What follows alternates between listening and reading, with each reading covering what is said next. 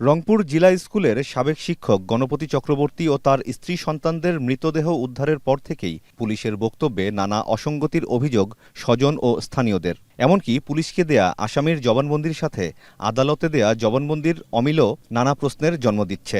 অনেকেই প্রশ্ন তুলছেন, পুলিশের এই তড়িঘড়ি প্রকৃত পরিকল্পনাকারীকে আড়াল করছে না তো? ব্রেকিং নিউজ, এয়ারটেল এখন সার্কেল। বাংলাদেশে যে বিচারহীনতার সংস্কৃতি, স্ক্রিপ্ট তৈরি করবার যে সংস্কৃতি, পুলিশের বক্তব্য এবং বক্তব্যের পরের যে ঘটনাগুলোর আমরা দেখি সেটার সাথে মিল না থাকার কারণে মানুষের মধ্যে কিন্তু এই সন্দেহগুলো তৈরি হয়েছে।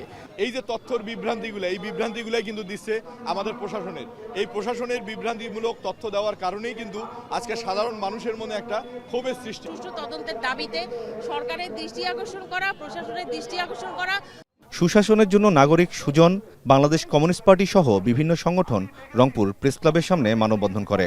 এ সময় স্বরাষ্ট্রমন্ত্রী ও পুলিশের ঊর্ধ্বতন কর্মকর্তার ঘটনাস্থল পরিদর্শন না করায় বিস্ময় ও ক্ষোভ প্রকাশ করেন তারা। তদন্তটা সঠিক হচ্ছে না, যে তদন্ত সঠিক না হলে একটা সময় বিচারের ফাঁক দিয়ে এই আসামিরা বের হয়ে চলে যাবে। মূল দোষী যারা আছে, এর পিছনে কারা হুকুমদাতা ছিল, এর পিছনে কারা পরিকল্পনাকারী ছিল। একজন মানুষ চারজন মানুষকে এভাবে হত্যা করতে পারে না, বা দুজন মানুষ মাদক খেয়ে এভাবে হত্যা করতে পারে না। এদিকে শুধু মাদক নয়, জমিজমা সহ আরও বেশ কিছু ইস্যু থাকতে পারে বলে ধারণা পুলিশের। ধর্ষণের আলামত না থাকলেও অন্য ধারণাগুলো নিয়ে তদন্ত করছে গোয়েন্দা বিভাগ। যে পরিমাণ নৃশংসভাবে হত্যা করা হয়েছে, এটা পূর্ববর্তী পুঞ্জীভূত ক্ষোভ বা ক্রোধ, এগুলোর বহিঃপ্রকাশ। এখন এই দুই পরিবারের মধ্যে তারপর ওদের জবানবন্দিতে জানা গেছে বা সূত্রেও জানা গেছে, লোকাল সূত্রেও জানা গেছে যে ওই জমিটা তাদের পরিবারের কাছ থেকে কিনে নেয়া, সারবাড়ি করেছিলেন।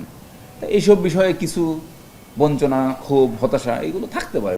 গণপতি চক্রবর্তীর মেয়ে আগামী চক্রবর্তীর বাগদত্তাকেও জিজ্ঞাসাবাদ করা হবে বলে জানিয়েছেন এই কর্মকর্তা। এখন পর্যন্ত তদন্ত সঠিক পথে এগোচ্ছে বলে দাবি তার।